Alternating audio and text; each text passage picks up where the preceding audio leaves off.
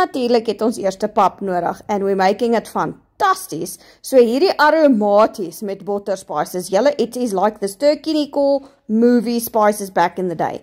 Jy moet natuurlijk jou pap styf maak. Stywer as normaalweg. Laat dit staan en afkoel vir ten minste 2 ure. Wanneer jy dit vat, maak dit eers asof dit 'n bolletjie in jou hand kan maak, then you will know if it's going to hold or not.